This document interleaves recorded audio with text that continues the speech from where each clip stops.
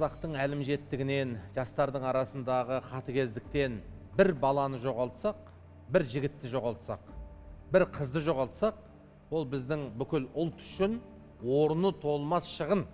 Біз қазір балшықтан бала жасай алмай отырмыз, топырақтан тұлға жасай алмай отырмыз. Мінекей осындай кезде әр баланың балалық кезінде жүрегі жарадар болмай, бой жетіп, ер жеткен кезінде естияр болып, кейін отбасының егесі болған кезде де жүрегі бүтін, ешкімнен қорықпайтын, артына жаутаңдамайтын, алдыға тәуекел ете алатын ұрпақты тәрбиелеу, ол әрбір ата-ана менен ұстаздың бүгінгі күндегі міндеті.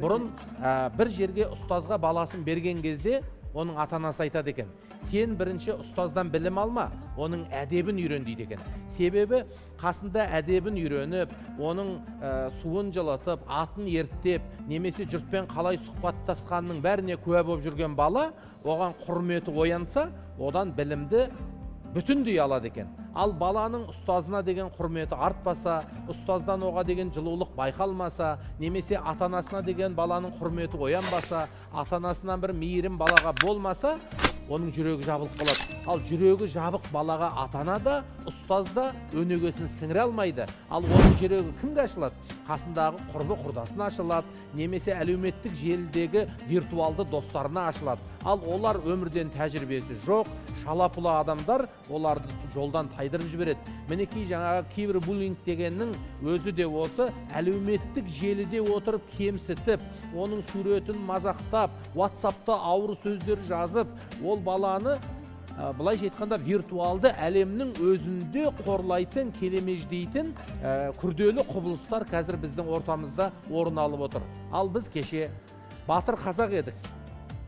Қазақтың батырлығын басқыншы жаулар бір-бірімізге айдап салу менен батырлығымыз кейде бір-бірімізге басқыншылық көрсетуге ұласатын жағдайға жетті. Мінекей әлімжеттік деген қайдан шығады? Сондықтан баламызды уақытында спортқа беріп, баламызды ағайын туыстың ортасына жақын қылатын болсақ, өте көптеген аурулардың алдын алар едік. Біз кезінде тарихтан, жыраулардың аузынан естімеппіз, Қабанбай қасында жүрген серігіне әлімжеттік қылыпты, әскерге барған кезде Бөгенбай інісінің алдын бөгеп тастапты, немесе Кенесары інісі Наурызбайды қорлапты, Абай Оспанның басынан әңгіртаяқ ойнатыпты деген сөздерді естімегенбіз. Керісінше Абайдың Оспанға қандай мейірімді болғанын, Кенесарының інісі Наурызбайға қандай әділетті болғанын біз тарихтан білдік.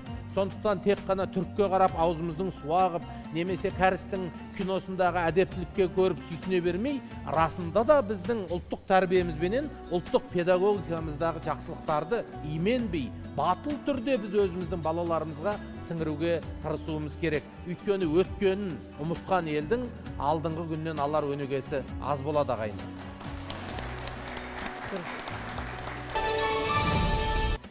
Заманның трендінен қалмаймын десеңіз, тәлім трендті көріңіз. Тәлім трендте айтылған әңгімелердің толық нұсқасын көргіңіз келсе, тәлім тренд қосымшасын ұялы телефоныңыздағы App Store немесе Play Market'тен көшіріп ала аласыздар.